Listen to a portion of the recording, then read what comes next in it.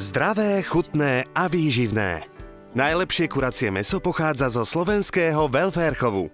Pojem welfare v preklade znamená prosperitu a pohodu. Pri chove kureniec týmto spôsobom ide o vytvorenie prirodzeného prostredia, v ktorom si žijú doslova kráľovsky a nepoznajú stres. Podmienky welfare chovu dokonca upravuje aj zákon. Jednou z podmienok zdravého vývinu kureniec je celodenný prísun vyváženého krmiva a čistej vody. Podstielka, na ktorej kurence žijú, musí mať výšku minimálne 10 cm. Dĺžka výkrmu je minimálne 38 dní a zaťaženie plochy môže dosiahnuť maximálne 30 kg na meter štvorcový. Teplotný komfort zabezpečujú minimálne teplotné výkyvy a použitím svetelného režimu sa zabezpečuje striedanie dňa a noci.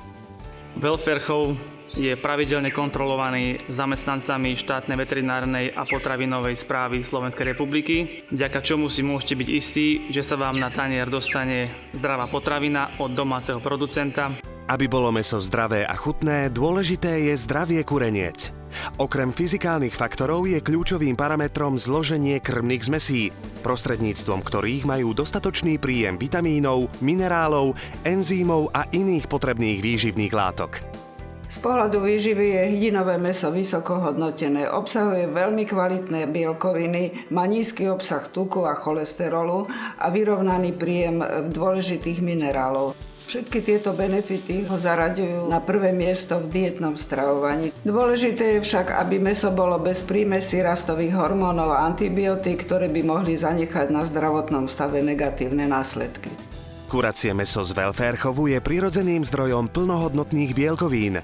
Môžu ho konzumovať všetci bez ohľadu na vek.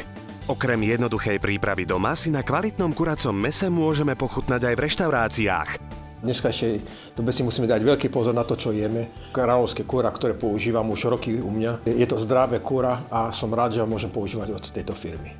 V dnešnej dobe máme široké možnosti výberu.